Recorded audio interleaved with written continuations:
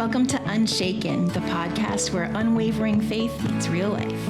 I'm Kristy, and together with my husband, Tony, we dive into authentic conversations, offering biblical insights and sharing stories that inspire resilience, especially for families navigating the unique challenges of disabilities. Join us each week as we explore faith, family, and the journeys that keep us grounded in Christ. Don't forget to subscribe so you never miss an episode. Let's stand firm together.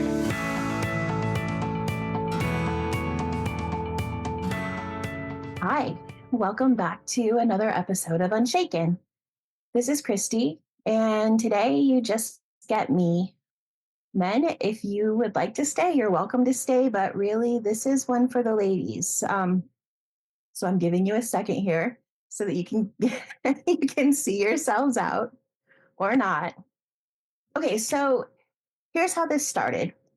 I was just kind of reading scripture the other day, and maybe I'm not as organized as I could be on that. I think I take sort of a, like, the Spirit will guide me to the Spirit wants me to see kind of approach. And I found myself in Titus, and what really grabbed me was Titus 2, verses 3 through 5. And I'm going to read it to you now. It says, "Likewise, teach the older women to be reverent in the way they live, not to be slanderers or addicted to much wine, but to teach what is good. Then they can urge the younger women to love their husbands and children, to be self-controlled and pure, to be busy at home, to be kind, and to be subject to their husbands so that no one will malign the word of God." So this got me thinking. We talk a lot about, so you guys know that I teach sociology. I take a sociological take on pretty much everything. My kids just kind of laugh about it, and it's just part of what makes me me. I guess I'm showing my age here. I spend a fair amount of time on Facebook, and I saw a meme a while back that said something like, "My grandmother's prayers are still protecting me." And I really thought about that. I thought, it just made me feel so loved to think that literally generations of women, like people who came before me, our lives here on this earth never even crossed, but they prayed for me. They prayed for their grandchildren or the children of their grandchildren, that they would have a better life, or that they would have safety, or you never know, like what women pray in those really dark moments of the night. But to think of the kind of love that puts those prayers out to God, it was just one of those really impactful things for me. And so when I think back on the generations who did come before me, I mean, it's just really clear to me what kind of women I come from. And I'm really proud of that. I'm very, very proud of the lessons they've taught me. I grew up like a mama's girl. I was with my mom all the time. So her mother, my grandma on my mom's side, she was really cool. I knew her. I knew her pretty well. We had her until I was, maybe 20 or so. Like, she was part of my life, and just a really cool lady. She sewed. So that was kind of her big thing. She sewed. And my grandma could take the scrap of anything and make a baby dress out of it. She'd put a little bit of lace or a little bit of rickrack on something, and it was just amazing what she could do. She made quilts for all of us girls in the family. So my mom and my mom's sisters, for me, all of the kids to come, all the women. And they're these beautiful wedding ring quilts. And I mean, I treasure it. Other ones too. She made me, when I was a little girl, I had patchwork Katie bedroom. It was, I don't know, it was pink and green. I was a child of the 70s, 80s. You can imagine what it was like. She took, and I don't know if my mom sent it to her, but somehow I ended up with a quilt that was made from that fabric. It matched my curtains, it matched my sheets, and I still have that too. My grandma made baby quilts. So I told you my grandma passed, long before I had kids, but she made little pillows and blankets for my babies before we even knew that I would have any. And I still have those too. My kids, I wrapped my kids in them. To me, like that sort of, it's just cool, that sort of thing. My mom told me, so again, with the memes, There was a meme that was showing that coming out of the depression, and now you guys, my mom is only 43. She has been since I was very little. However, coming out of the depression, I guess a lot of families, there was, everything was scarce. And so they would use the sacks that the flour came in to make dresses for the kids and for the women. And I guess when the flour companies realized that people were doing this in just such a loving thing, they started using pretty fabric. It would have flowers or whatever, so that the people would have, the kids and the women would have pretty clothes. And they put their labels on them in such a way that it would wash out. So, to me, that's just it was just such a beautiful thing. And even just the story of that is neat. My mom sews some too, not as much as her mom or anything like that. She crochets, she embroiders. And when Elin, my youngest, was little, my mom taught her how to crochet and how to embroider. And my Aunt Julie, my mom's youngest sister, has taught E a lot about crocheting. And interestingly, E has learned a lot on, YouTube or whatever, all the little videos and stuff that kids watch these days, and has learned a lot of things that she's taught my Aunt Julie too. Julie still crochets. And so it's just neat to me. It's one of those things like girl to woman to girl. It's that cycle here that Titus talked about.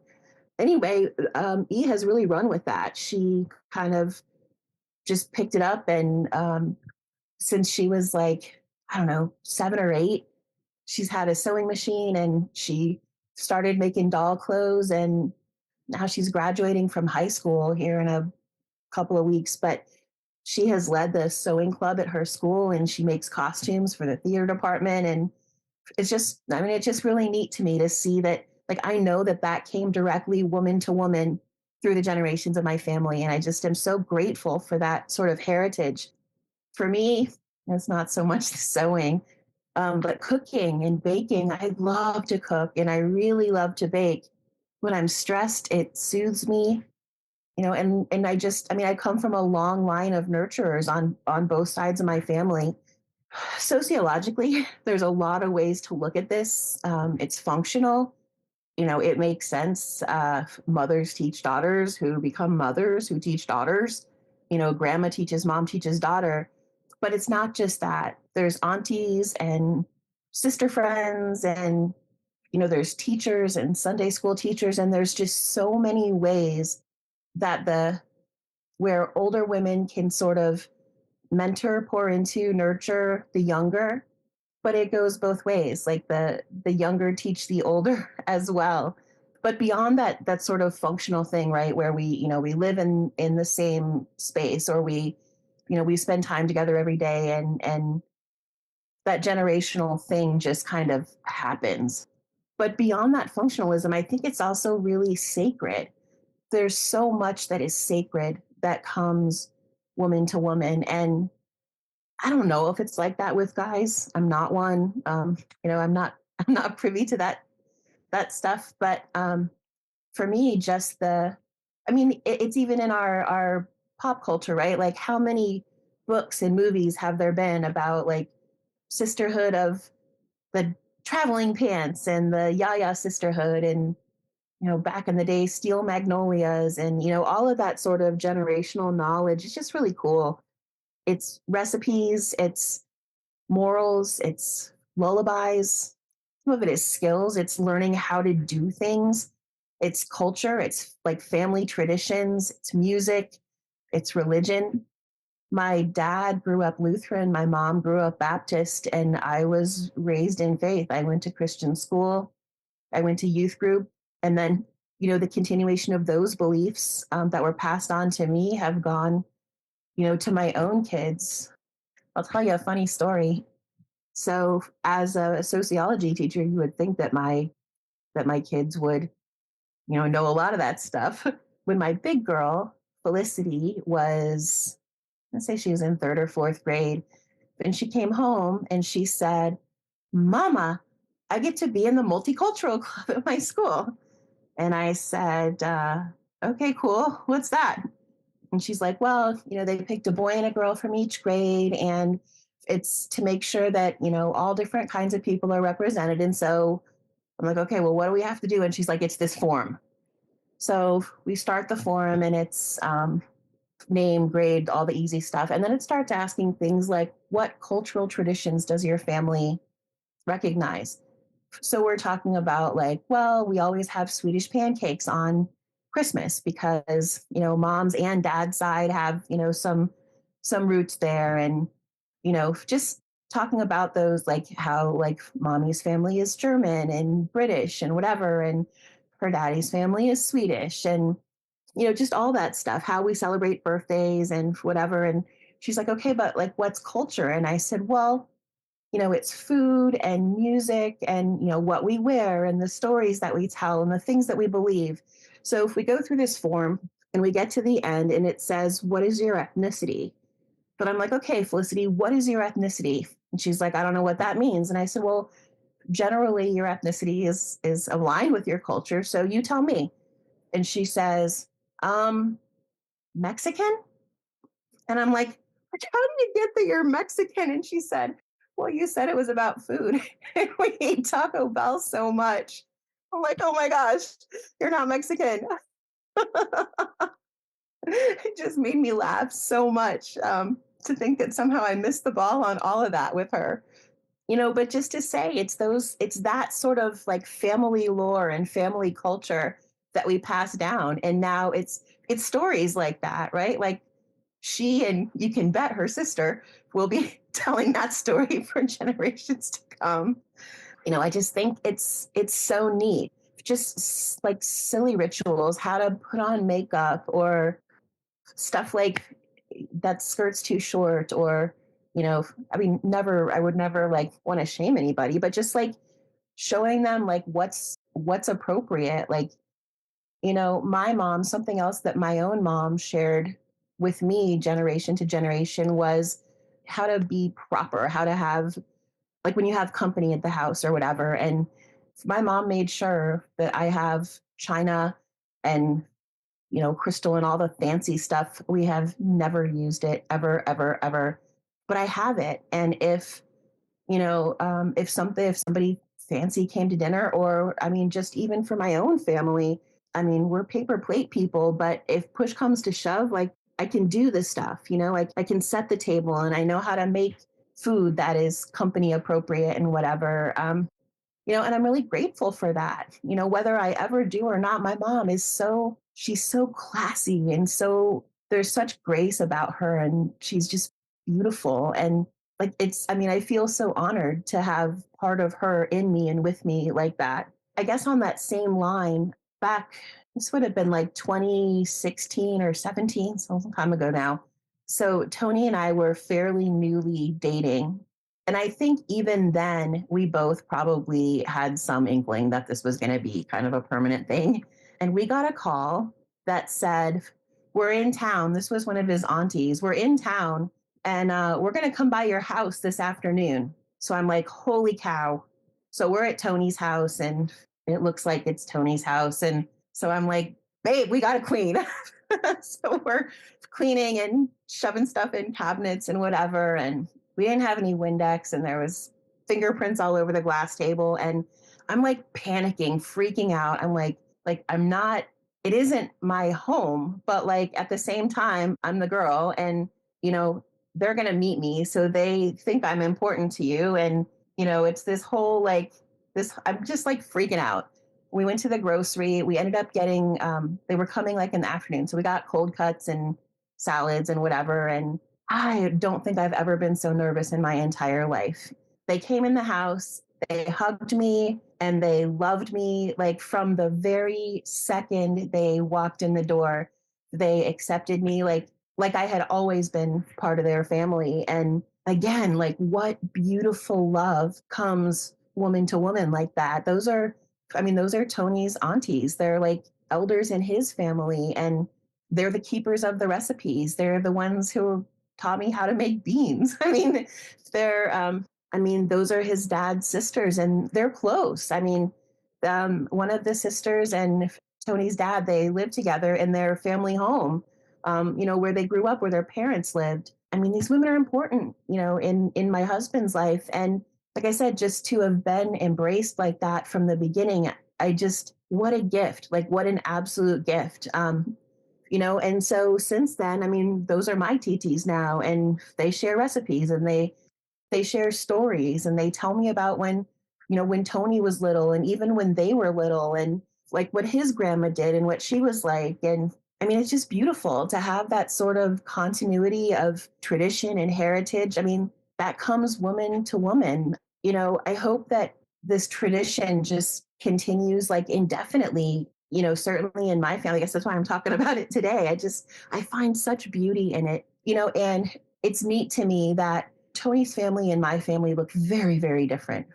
We are not the same at all. Tony's family, they're like, I don't know, chattier, maybe, I guess you could say. My mom's family looks very different from my dad's family. Like, it's just kind of, I don't know, it's neat. But at the same time, like my family and Tony's family are like thick as thieves. My parents love his family and they love my parents. And like to me, that's such a gift. And I think that it speaks to that people are people, but love, like we were loved the same way. Like we grew up in loving homes where generations of family were included and respected. My aunts and uncles were part of my upbringing on both sides of my family. And, kind of the same with Tony's. I just think that's beautiful. I hope that my own kids, I hope that they see this. I hope that, their aunts and uncles have been part of their upbringing too. And I hope that what they're getting is like a real good look at the way I love Tony, like how much I love him and what it can be when you find the person that God really meant for you. And I hope that they don't settle for partners in life who won't love them like they should be loved. I hope they nurture their own families, based on the ways in which they have been loved and nurtured. I believe that, that they have learned to be good friends and, respectful, helpful coworkers and things like that, servant leaders, based on the examples and the role models that they've had in life, within our family and, in their educations, in their workplaces. Like, I just think there have been women at every turn, to kind of pour into them. And I just feel like that's such a gift. I believe they'll take it forward. I really do. They say that women often end up with husbands that are like, I guess, a lot like their dads. And I think there's a reason for this. It's because our mothers model for us what marriage should look like or shouldn't look like, in some cases. We take our gender roles from the way those roles are modeled to us by our elders. We dress a certain way, I guess when we're teenagers, we think we're cool and different, but all of those cues come from the way that those roles were shown to us. Our daughters and our nieces and our mentees, they're going to be in large part the kind of women that we model for them. Like who we are speaks to who they will be. And I just think it's just something to never, ever take your eye off, that the girls and women in your life, whether they're older or younger, like they're watching, they see you, they see how you live. They see how you choose. They see how you love. They see that you go to church. They see that your Bible is worn out and it's all written in. You know, they see that when there's a guy on the corner, you give him $5 and you don't ask any questions. I just think it's just so important to always be thoughtful about that. It's so easy to sort of get swept up in our days and we move fast, right? Life moves fast. But it's those little moments when we're mindful, when something happens. I don't know. I remember there was a time my kids were little. E had to have been maybe 3 or 4, and she's a Goldfish kid. We've always had Goldfish for her. And she was in the back seat of the car. I don't know what she was doing, but she spilled a whole bag of Goldfish on the floor right behind my seat. And it was one of those like divine intervention moments. I opened my mouth to yell at her, like to say something like, what were you thinking? Or why weren't you paying attention? Or don't you realize what a mess that's going to be or whatever? And instead, somehow, like out of my mouth came, don't worry about it. It's crackers. It's not a big deal. We'll shake the rug out. And like somehow, like against my own brain, it happened that way. And I think it's those little moments where, I mean, I guess God just steps in, or I don't know, the better parts of us somehow rise up. It's those little moments that I think are, I don't know how else kids will see that, other than that they rise up out of us in those little moments. And I just think they can be really pivotal. I guess at this point in their life, I mean, my kids are 18 and 24. Tony's is 20. These are strong, kind, absolutely lovely people. I mean, they're incredible. And it's in large part because of the lessons the generations of women, in my family and in their dads have just passed along. For me, all of their lives, all of the two, I knew that I was their role model. Like when they came home every day, I was the adult woman that they would look to, and I knew that I was a role model, like it or not, I was going to be a role model for those kids. And so I really have tried to let that guide the decisions that I made, in school, in work, in just interacting with people. One time, and this is not particularly flattering, but I was in the car with Felicity, and she was little. She was really little. A car zipped past us, and I must have said something like, geez. And she said, Mommy, was that a psycho? And I thought, how many times in traffic have I yelled that, like, you psycho, or something like that? And I thought, oh my gosh, like, even in those things, even in the dumb little moments of anger, like we are showing these little people how to be. And that was really impactful for me. Just that little moment in the car, I thought, like, this is not what I want to be teaching this little peanut. I was ashamed. I mean, I guess at this point, I feel like they're almost done. They're almost launched, and I hope that I have shown them the value of education and hard work and respect and having fun and just the importance of faith and just like the little rewards that come from hard work and the natural consequences of things. Like I just hope I've done a good job of that. I think about the story of Ruth and Naomi from Ruth, the book of Ruth in the Bible. And if you don't know this story, there's this lady Naomi, and she has two daughters-in-law. So she was married, and I think her husband passed, and then her two sons married these women, Ruth and Orpah. As it works out, her two sons die. So it's her and her two daughters-in-law, and it's a bad situation. There's famine, and everything is bad. So she's going to go back to kind of where she came from, and she tells the girls, she said, you should go back to your families. Like things will be better for you there. You should go home to your own families. And it takes them a minute. Orpah ends up going. She goes home to her family, but Ruth won't go. Ruth stays with Naomi, and they had some hard things happen, and there was more mentorship from Naomi to Ruth, and from some little secret gifting things, like just some cool stuff happened. But Ruth loved her mother-in-law. She was loyal and faithful, and like that circle of connection among women was just incredibly powerful there. She never left her. It's such a neat story. If you don't know it, you should check it out. Just beautiful. Another like totally different direction here, but I grew up listening to, and now this came from my dad. We always had music in the house when I was a kid, and it came from my dad. But one of his it might be his favorite song. And again, I'm dating myself here, but it's Teach Your Children by Crosby, Stills, Nash and Young. It's a great old song. My dad probably played it a million times for me growing up. But it talks about, teaching your children well, essentially, so that we break bad cycles, so that the mistakes that we made aren't the mistakes that they make. And then it turns around and it says, children, teach your parents well, and it shows us that like that knowledge goes both ways, that it's cyclical, and it's meant to be cyclical, and we're meant to learn, from the youngers, and we're meant to teach the youngers. It's just this sacred responsibility that God has given us as women. Like that's what we're supposed to do.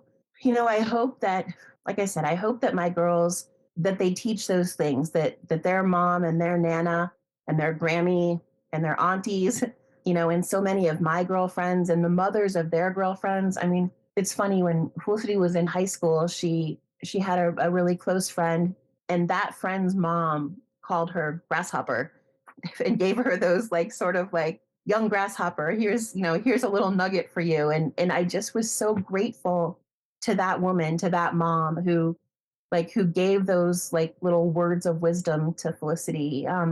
We have been blessed. I have been blessed. My kids have always had a really good community of friends around them. Felicity, I think it came easily for her. She was just a popular kid. She's cool, and I don't know, she's always been the cool one. And she always had, good kids in her life, and they had good families and they had good moms. And so I was friends with those moms, and that's always been a blessing to me. The same with E, but it's been different. She's a performing arts kid. In all the best possible ways, she's my weirdo. And those other weirdos they've been a saving grace for her. They've been beautiful friends for her. And their moms, have been dear friends to me. With her going away to school here in a couple of months, we've been talking a lot about what I'm going to do when she goes. And, because we're close, we spend a lot of time together. We're very, very close. And the gift of the mothers of her friends, the women that she has put in my life, just by virtue of the friends that she's had, it's been so impactful for me and so instrumental for me. And I'm grateful. I'm so grateful for that and for those women, and just for the way that they have impacted my kiddos. And it's just such a beautiful cycle. I just think there's a lot of richness in the relationships between women. And I just think it's a gift from God. If you have daughters, know that they're going to learn to be wives and mothers based on the example that you set for them. Set the bar high, ladies. The wisdom that's come to you through your own mothers and your grandmothers and so on, that's a treasure. Those prayers, pass them forward. Your grandmother's prayers are still protecting you. Protect yours. The ones to come for generations, pray for them. Pray for their husbands, that they always know Jesus, and that they always have safety, and that they always have enough, and that they're good women, and that they pass it forward. Pray those prayers. It's so incredibly powerful. I guess just pass it along. If you're an auntie or a sister friend, or even the boss of a young woman, I think even in the workplace, we have the responsibility and the ability to sort of pay those lessons forward, and also to learn. Right now, the team that I lead is a very young team. It's new for me. My team is probably half Gen Z right now, and it's quite a phenomenon, something I've never seen. But those young women are teaching me so much, and I hope that in return, I'm teaching them too. Step into that role as mentor. Teach them the way forward. If we don't teach these lessons, the world will teach these lessons. And I'm not sure that's going to bring the outcomes that we would want for the other women in our lives. We've been entrusted. God has told us here, in the scripture that I read earlier, like this is our responsibility to teach the olders, teach the youngers in the ways that they should live and the ways that they should love. And to me, it's a sacred responsibility. It's an absolute blessing. And I really hope you see it the same way. There are stories that you want to share. There's, something that, that your own family has valued or passed forward. And if you want to share that, let me know. Shoot an email or whatever. There's all kinds of ways to contact, and you'll find that wherever you clicked on this podcast. But share that information with me. I would love to know you. I would love to know your families. The biggest part of this podcast for me is to build community, and we're all friends here. I love you guys, and I don't have any more wisdom than anybody else, but I am willing to just share it. I want to connect. I just think the bonds between women are really powerful, and I really value that. I was about to wrap it up, but of course my brain just came up with something else here. Tony and I started going to church together. I don't know, even before we were dating, I went to his church sometimes. And I always thought it was weird that they separated the girls from the boys and the men from the women. Like you go to these youth things and I'm like, why are they doing this? Why do they always separate? I'm like, how are they going to learn to live together going forward if we separate them for all this stuff? And I got to tell you, like over time, I have kind of come to be cool with it. I get it. I think there's times to be, mixed gender groups and there's a lot of value there. But when it comes to sharing like really the things that matter, the things that hurt our hearts or just those places where we're tender, that's really well done in same gender groups. Probably, I don't know, a month and a half ago now. So Tony spoke at a friend of ours through his work. He leads a group for young adults, and there's probably, I don't know, probably 40 kids there maybe that night, 30, 40 kids. So pretty good sized group. And Tony spoke to them as a mixed group. We played a silly game and it was cute. And then Tony talked, but then we split and the men stayed in the one room and the women went back to another room together. And I didn't really know how that was gonna. I mean, there were like both groups were answering the same four questions, just kind of talking about some of the things that Tony had shared and kind of talk through that stuff. But I'm going to tell you, I learned these women talked about. I mean, I can't even begin to tell you like crimes committed against them, and what you're thinking is right. Ways that they had been hurt at school, relationships like really, really toxic relationships with men that were not meant for them, that abused them, that didn't respect them and didn't love them and just hurt them. And some of the things that they were ashamed to have done or believed or, just taken part in those times when they were kind of not in good relationships or safe places. They talked about some of them, in ways that their parents had let them down, things that they had to do. I mean, just it was the most vulnerable. I cried like a baby, and we laughed. We laughed until we cried. I mean, I can't even begin to tell you guys. It was like the most connective, probably 90 minutes that I can think of. And I mean, like in years. And it's because these women come together on a regular basis and they know each other and they trust. And those stories come out.